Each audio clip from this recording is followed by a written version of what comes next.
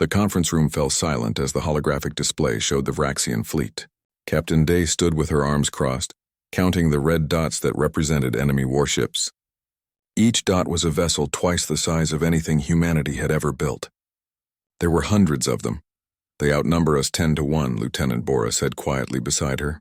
The younger woman's voice carried a tremor she tried to hide. Day nodded but said nothing.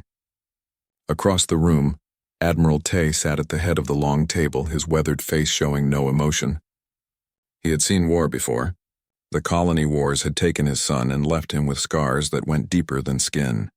Now at 70 years old, he commanded Earth's entire defense fleet. It was not a position anyone envied. The year was 2847, and humanity had been part of the Galactic Council for only 50 years. 50 years was nothing compared to the thousands of years the other species had been traveling between stars. Humans were the newcomers, the inexperienced children in a room full of ancient civilizations, and now one of those civilizations wanted them dead.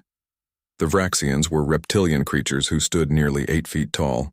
Their scales were dark green and their eyes were cold and calculating. They had been warriors for 3,000 years. Their military record was perfect.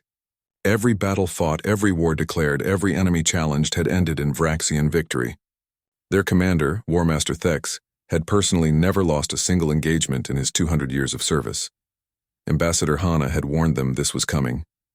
She had been at the Galactic Council headquarters on Station Prime when the Vraxians made their declaration. The reason they gave was trade disputes. Humans refused to follow established protocols. Human merchants were unpredictable, making deals that confused the orderly systems that had existed for millennia.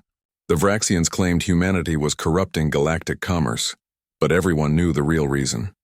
The Vraxians wanted to put the upstart humans in their place. They wanted to remind the galaxy who held real power. "They've published their attack timeline," Bora said, pulling up another display. "They're not even hiding their plans. They'll hit the outer rim colonies first, then move toward our core systems. They estimate complete victory in 3 months. Arrogant, Admiral Tay said. It was the first word he had spoken in an hour. Day studied the timeline carefully. The Vraxians would strike the agricultural colonies of New Seoul, Busan Station, and Jeju Outpost within the week. These were civilian populations, farmers and miners who had left Earth seeking new opportunities. They had minimal defenses. "We need to evacuate," Day said suddenly. Every head in the room turned toward her. "Evacuate?" Admiral Tay raised an eyebrow. "Captain, those colonies represent years of investment. Food production that feeds millions. Mining operations that supply our shipyards. And if we try to defend them, we'll lose everything," Day replied. She walked to the display and gestured at the red dots. "Look at their fleet. If we position our forces at the colonies, they'll destroy us. We'll lose the colonies and our fleet. But if we evacuate now, we save our people and preserve our military strength." "The Council will call us cowards," Lieutenant Bora said softly. "Let them." Day's voice was firm. "I'd rather be a living coward than a dead hero." Admiral Tay stood slowly, his old joints creaking. He walked to the window that looked out over Earth's orbital shipyards. Dozens of warships floated in the construction docks, but they were incomplete. Half-built frames and exposed systems that would take months to finish. "The Council is already writing us off," he said quietly. "I've seen the intelligence reports. Several species are negotiating how to divide our territory after we fall. They're planning our funeral before we're even dead." "Then we'll surprise them," Day said. Something in her tone made Admiral Tay turn around. He looked at her carefully, studying her face. Captain Day was 43 years old, born on Mars, raised in the military. She had never been conventional. Her tactics and training exercises made instructors uncomfortable. She won simulations by doing things that weren't in any manual. "You have a plan," Tay said. "It wasn't a question." "The beginning of one," Day admitted. "But it requires us to look weak, very weak. We need to make the Vraxians think they've already won. And then we teach them why humans are dangerous." The meeting continued for 6 more hours. Day outlined her initial strategy while Bora took notes and Admiral Tay asked hard questions. By the end, they had a framework. It was risky. It would be humiliating. The galaxy would mock them. But it might work. 3 days later, the evacuation orders went out. Civilian transports descended on New Seoul, Busan Station, and Jeju Outpost. Families packed their belongings. Farmers abandoned their fields. Miners left their equipment behind. The evacuation was orderly and efficient, showing none of the panic that usually accompanied retreat. When Ambassador Hana reported to the Galactic Council that humanity was abandoning its colonies without a fight, the chamber erupted in noise. Species that had existed for thousands of years laughed openly. The Vraxians expressed disappointment.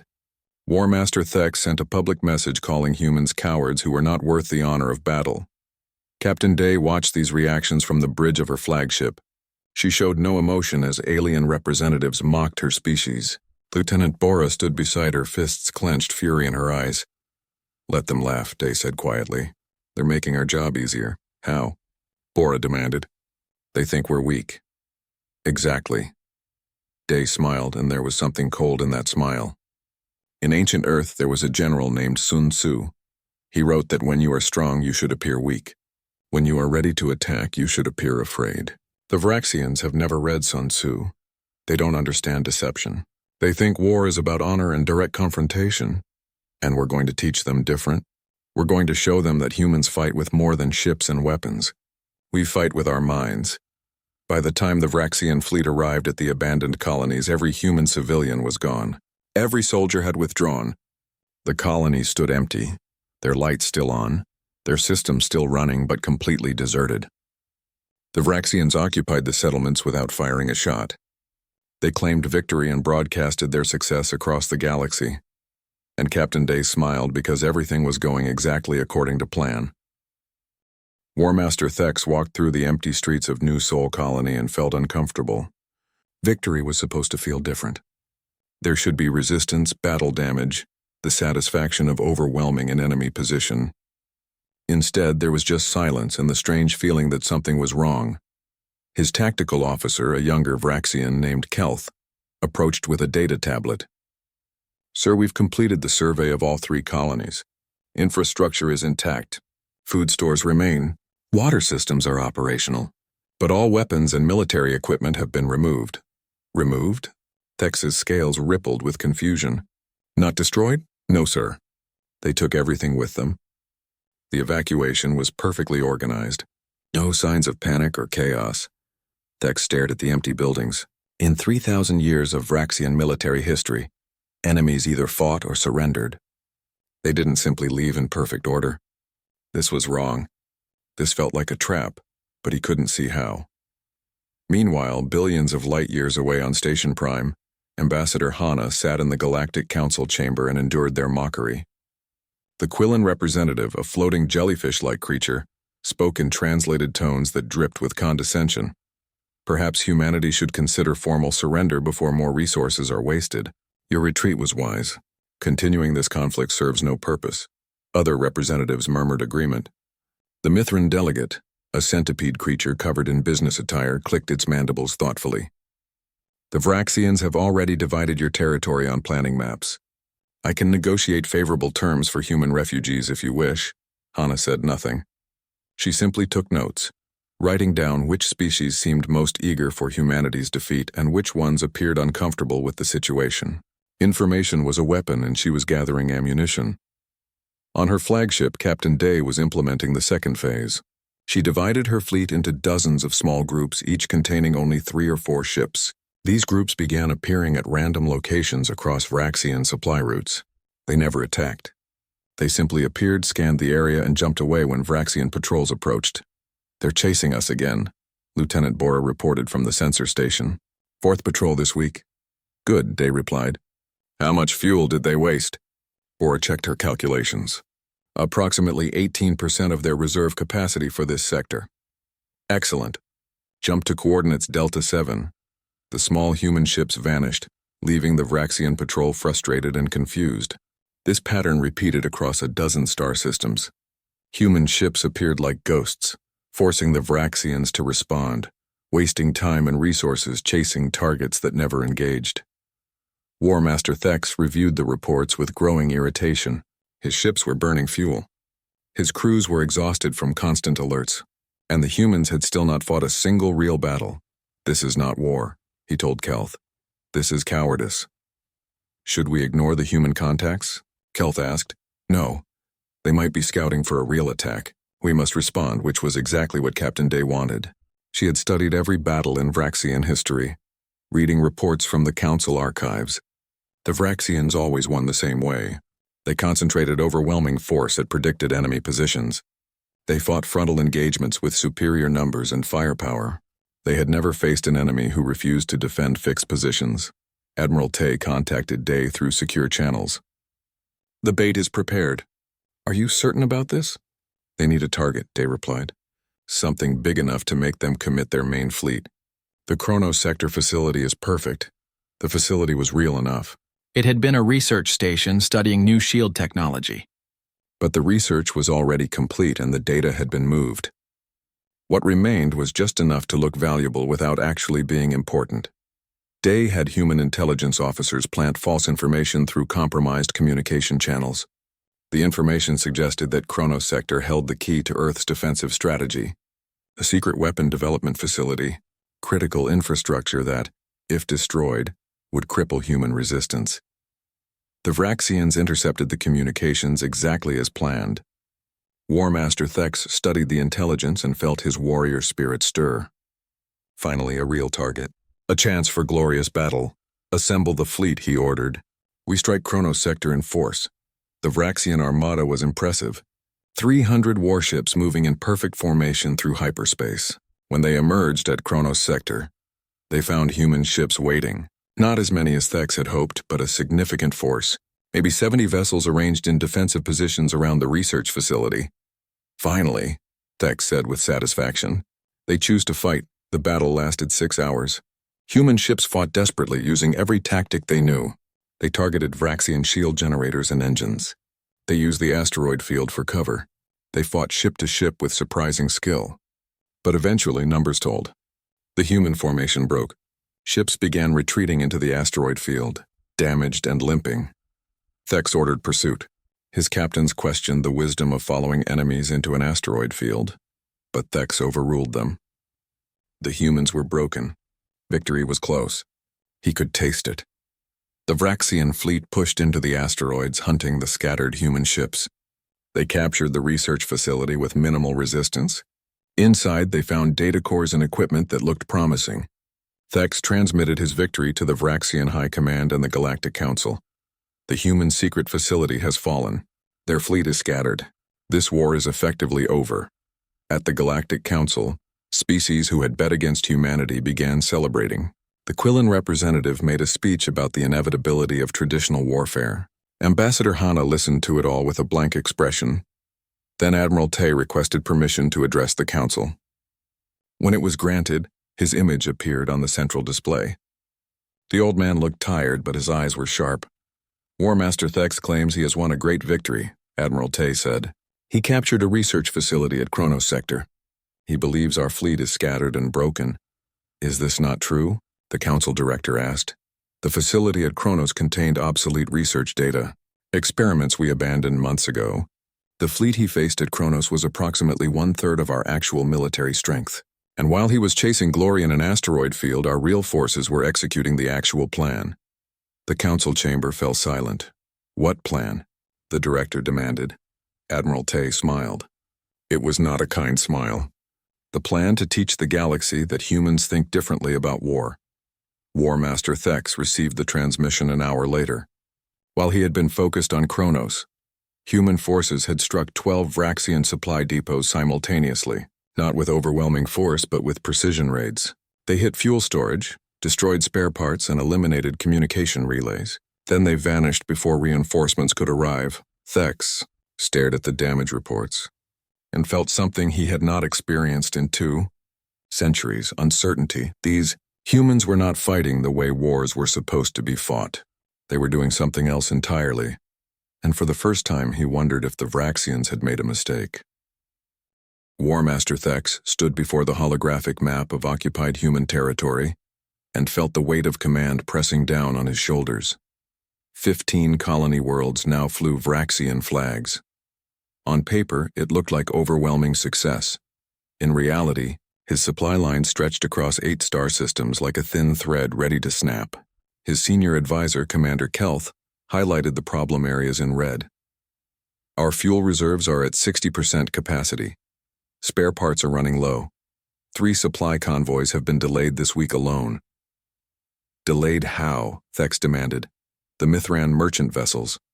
They claim bureaucratic issues, paperwork errors, inspection protocols. According to Galactic Council trade law, we cannot simply bypass their procedures. Thex's scales rippled with frustration. The Mithrans were neutral. They operated the largest shipping network in the galaxy, and somehow, every Vraxian supply shipment was getting tangled in their bureaucracy, while other species' cargo moved through smoothly. What Thex didn't know was that Captain Day had met with Mithran trade representatives 2 weeks earlier. The conversation had been simple and businesslike. "We can offer you exclusive contracts for post-war reconstruction," Day had said. "Human colonies will need supplies, materials, equipment. Very lucrative. All we ask is that you follow every single trade regulation precisely when dealing with Vraxian military cargo. Every form, every inspection, every procedure." The Mithrans, who cared about profit above all else, had agreed immediately. It was technically legal. And it was choking the Vraxian supply chain. Meanwhile, human forces had evolved their tactics. No longer just raiding supply depots, they were now hitting targets simultaneously across multiple systems. Lieutenant Bora coordinated the strikes from her command ship, managing hundreds of small units like a conductor leading an orchestra. "Group 7, you're clear for approach on target Epsilon," she said into her communications array. "Group 12, abort and reposition. Enemy patrol in your sector. Group 4, excellent work. Extraction in 30 seconds. Each group operated independently, but within an overall strategy. If one encountered trouble, others adapted. There was no rigid command structure, no waiting for orders from above. Each captain had authority to make decisions based on their situation. This was completely alien to Vraxian thinking. Their military operated on strict hierarchy. Orders came from above and were executed without question. Initiative was discouraged. The chain of command was absolute. "They're everywhere and nowhere," Kelth reported to Thex after another week of raids. "We can't predict their targets. They hit 3 supply depots yesterday, a communication relay today, and a fuel station an hour ago. All in different systems. When we send ships to intercept, they're already gone." Thex studied the reports and recognized the pattern. Even if he couldn't counter it effectively, the humans were making him defend everything, which meant he was strong nowhere. His forces were scattered across occupied territory, reacting to threats instead of executing strategy. On Station Prime, Ambassador Hana was executing her own form of warfare. She had requested a private meeting with the Krill Dominion representative, a massive insectoid creature named Tix. The Krill and Vraxians had been rivals for centuries, kept in check by mutual deterrence and council oversight.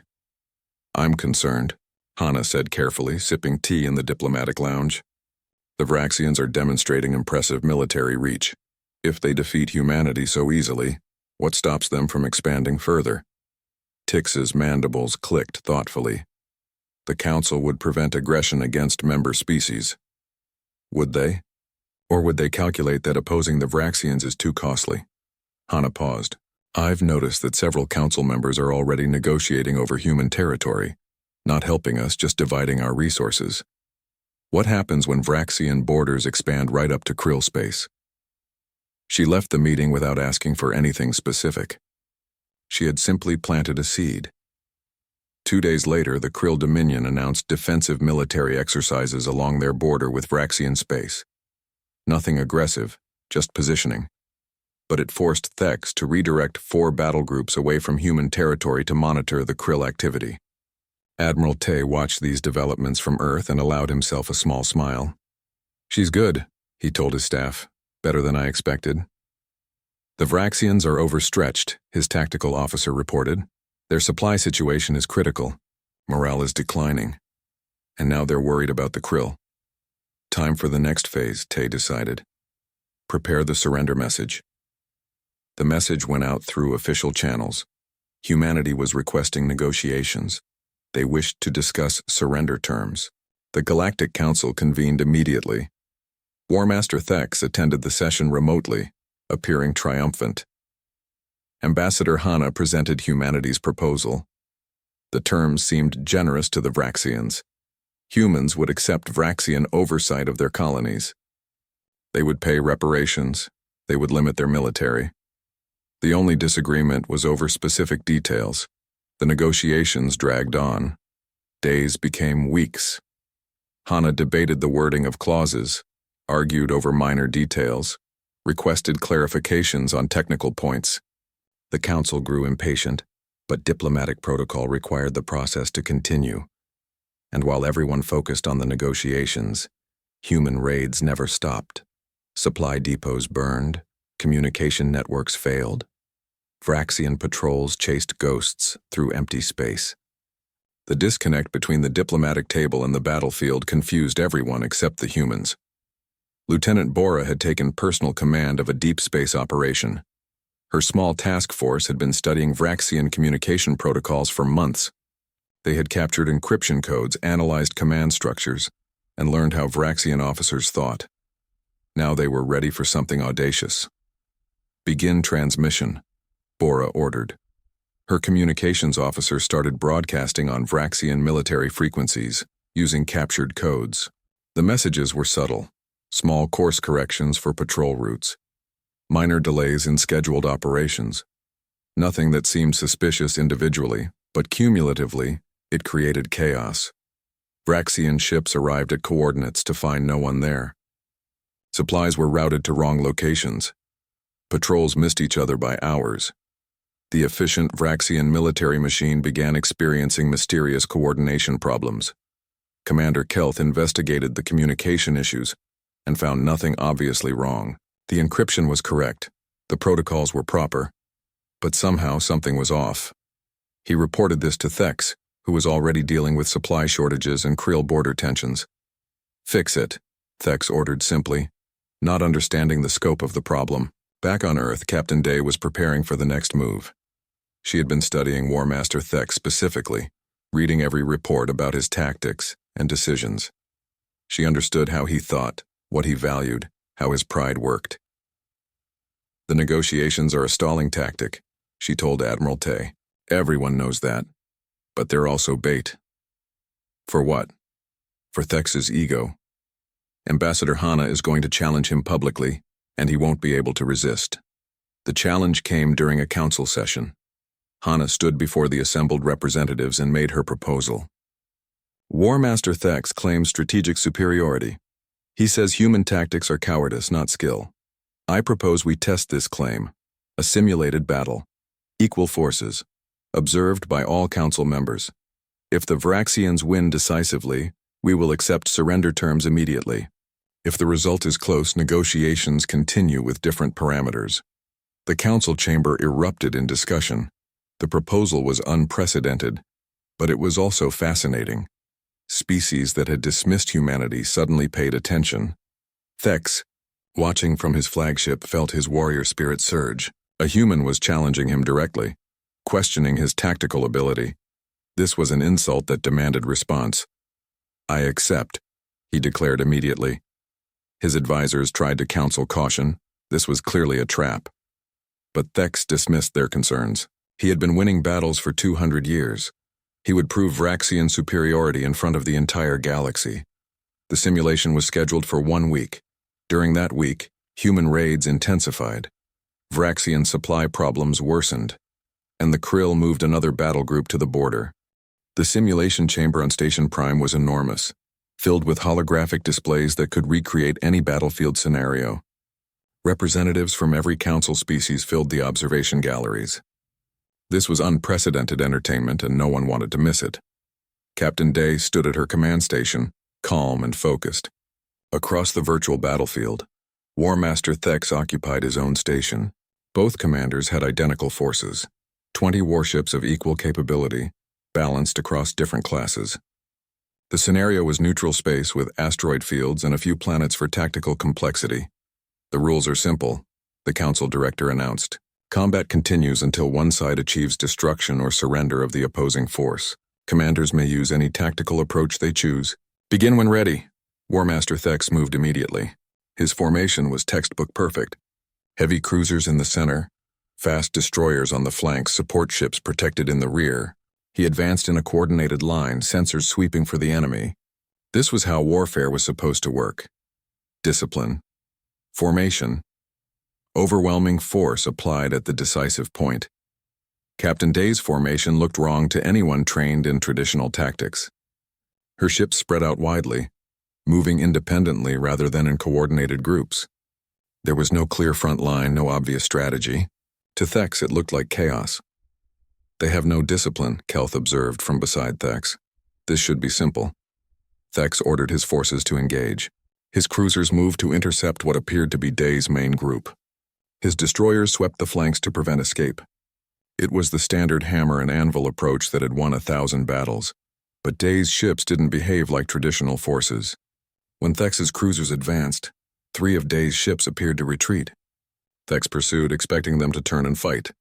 Instead, they led his heavy ships into an asteroid field.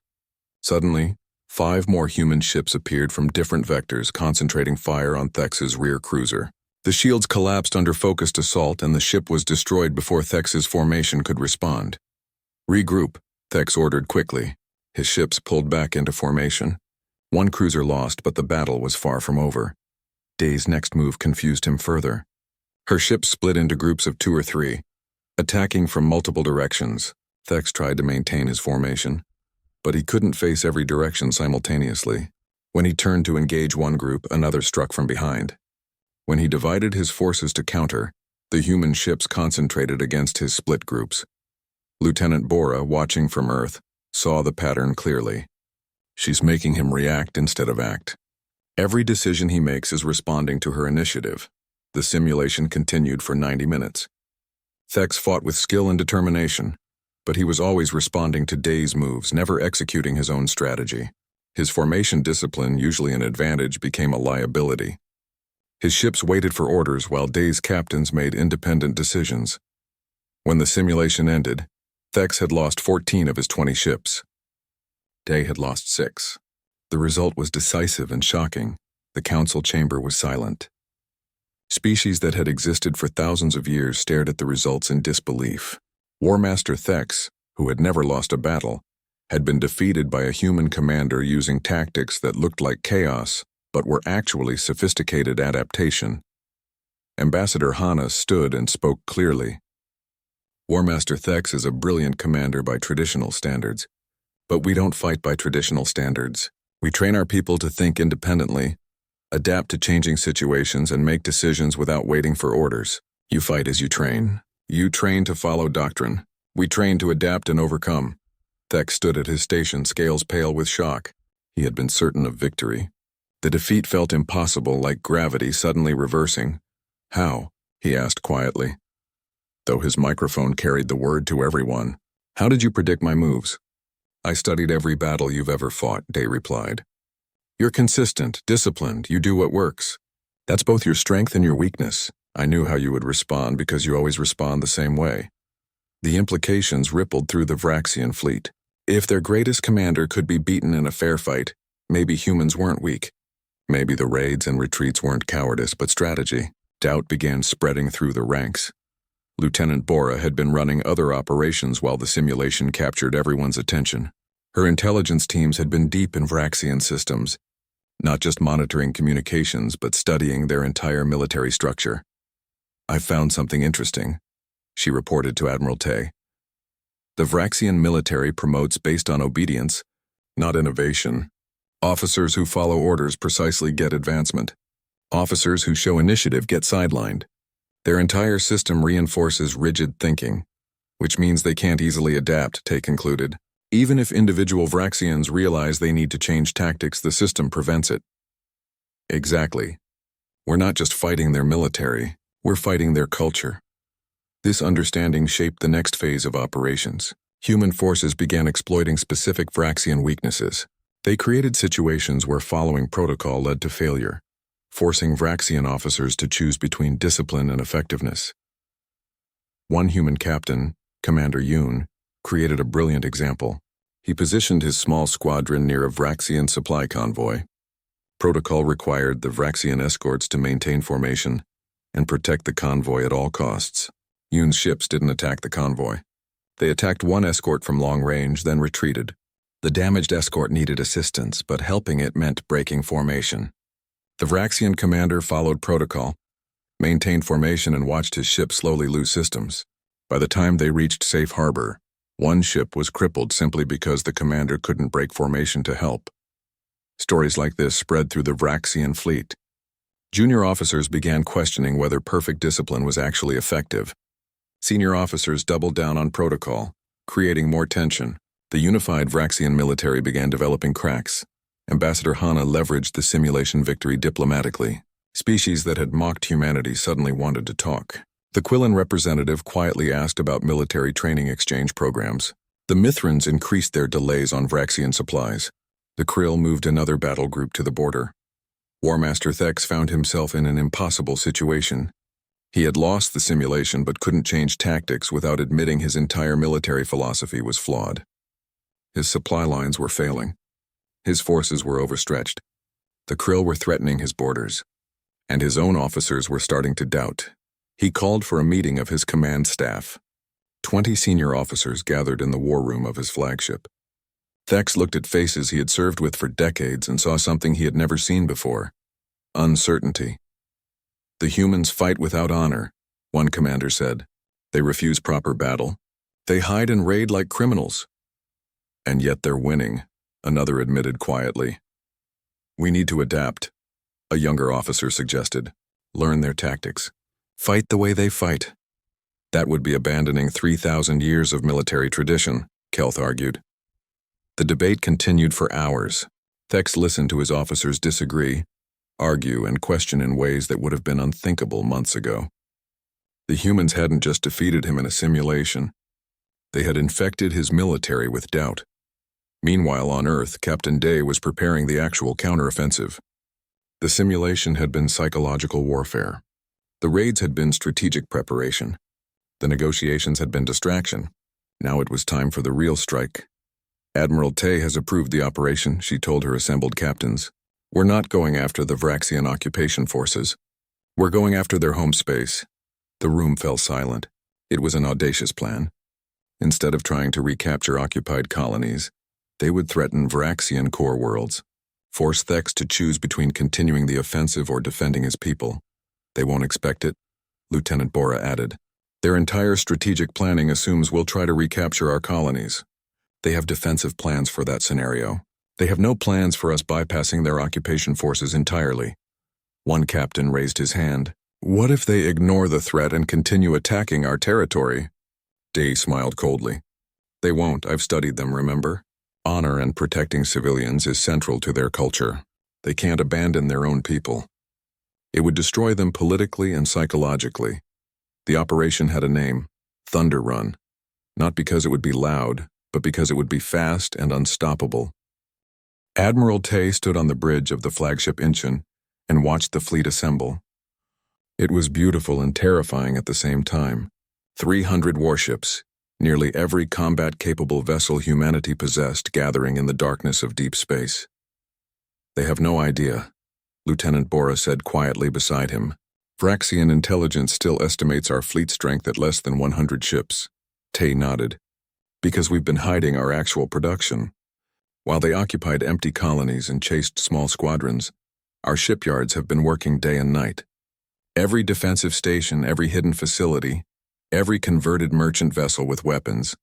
This is humanity's real strength. The Vraxians had made a fundamental miscalculation. They had assumed the ships they saw were all the ships that existed. They had never considered that humans might be building vessels in hidden locations, disguising construction as civilian projects, or that human shipyards could work at 3 times the speed of traditional galactic standards. Captain Day commanded the Vanguard, 20 of the fastest ships designed for deep penetration strikes.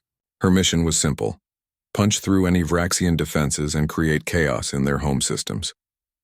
The main fleet would follow, threatening core worlds and forcing the Vraxians to abandon their occupation. All ships report ready, the communications officer announced. Tai took a breath. This was the moment. Success meant turning the entire war around. Failure meant humanity would be truly broken with no reserves left. Execute Thunder Run, he ordered. The fleet jumped to hyperspace, 300 ships moving in coordinated groups, each with specific targets and timing. It was the largest military operation in human history. War Master Thex was in a strategy meeting when the alerts started coming in. At first, he didn't understand the reports. Human ships were appearing in Vraxian home space, not near the occupied colonies. The numbers made no sense. 50 confirmed human vessels in the Vraxis system. His sensor officer reported. No, correction. 80 vessels. More arriving every minute. That's impossible, Kelth said. Our intelligence shows they have less than 100 ships total, and most of those are defending Earth. Your intelligence was wrong, Thex said slowly, understanding dawning. They've been hiding their real strength, leading us on, making us think we were winning while they prepared this. Another report arrived. Human ships in the Krell system. Human ships near Vraxian supply worlds. Human ships broadcasting warnings to evacuate civilians from military targets. The humans weren't just raiding, they were invading. Thex faced the choice Captain Day had predicted. Continue the occupation of human colonies or defend his own people. There was no real choice. He couldn't abandon Vraxian civilians to enemy action. His honor wouldn't allow it. His political position wouldn't survive it. Order all forces to return to home space, he commanded. Immediate withdrawal from occupied territories. Priority 1, defend Vraxian core worlds. The withdrawal began within hours, but it wasn't the orderly retreat Thex imagined. Human forces had been planning for this moment. As Vraxian ships pulled back, they found human squadrons waiting along every retreat path. Lieutenant Bora coordinated the harassment operations from her command ship. She had mapped every logical withdrawal route and positioned forces accordingly. The goal wasn't to destroy the Vraxian fleet, but to delay it, damage it, and demoralize it. Group 7. Engage enemy formation Delta 3. Don't seek decisive combat. Hit them, break their formation, then withdraw. Group 12. The convoy is moving through your sector in 90 minutes. Ambush position ready? Affirmative, came the reply. Remember, we're not trying to win fair fights. We're trying to make every kilometer of their retreat costly. The running battles continued for days. Vraxian ships trying to reach home space found themselves under constant attack. Not overwhelming force, but persistent pressure. A destroyer damaged here, a cruiser's shields depleted there, communication arrays destroyed, sensors blinded. Death by 1,000 cuts. Commander Kelth reported the losses to Thex with grim accuracy. We've lost 14 ships destroyed, 43 damaged, and morale is critical. The crews expected a fighting withdrawal. Instead, we're being hunted like prey. Meanwhile, Captain Day's vanguard had reached Vraxian core space. She had no intention of attacking civilians, but the Vraxians didn't know that. Her ships positioned themselves near major orbital facilities and broadcast warnings. Evacuate non-combatants. Clear military installations. Prepare for engagement. The psychological impact was enormous.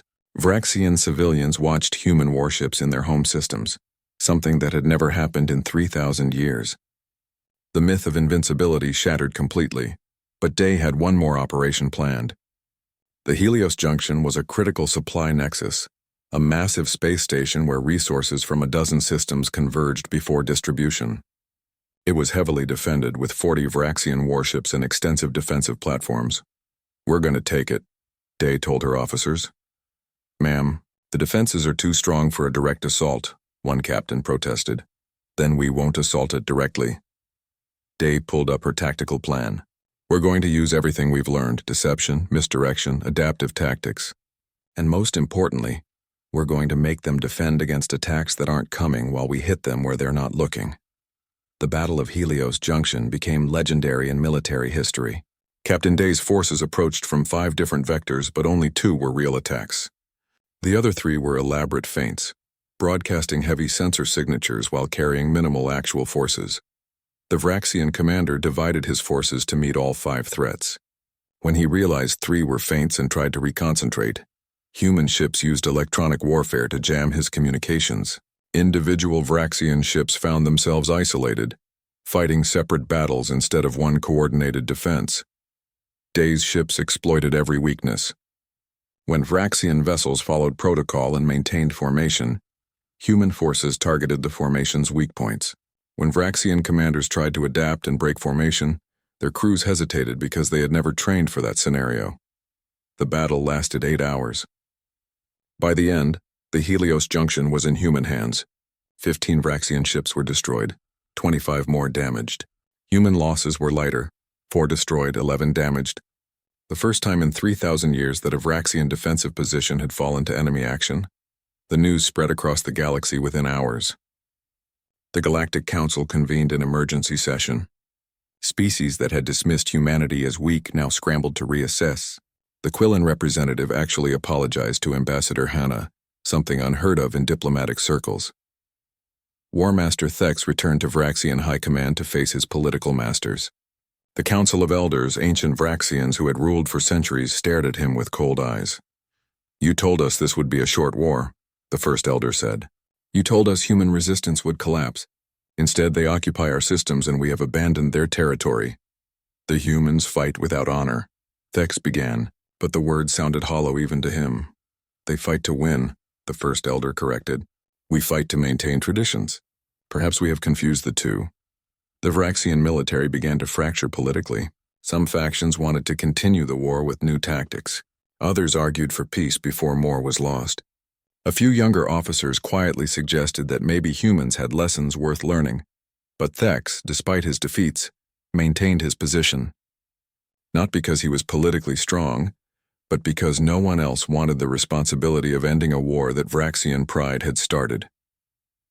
On Earth, Admiral Tay received damage reports and casualty lists. Victory had come at a cost. Families grieved for loved ones who wouldn't return. Ships needed months of repairs. Resources were depleted. "We've won the military phase," he told his staff. "But the war isn't over. Now comes the harder part. Peace." Captain Day sat in her quarters aboard the Incheon, studying reports from the captured Helios Junction. Among the Vraxian records, she found something interesting. Analysis of human tactics written by Vraxian intelligence officers. Some of it was accurate. Some showed they were beginning to understand. "They're learning," she said to Lieutenant Bora during their daily briefing, "which means we need to stay ahead. The moment we become predictable, we lose our advantage." "What's the next move?" Bora asked. Day smiled. "We offer them something unexpected. Not just victory terms, but genuine partnership. We show them that humans don't just fight differently. We think about peace differently too." The stage was set for the final act. The military campaign had demonstrated human capability. Now came the test of human wisdom.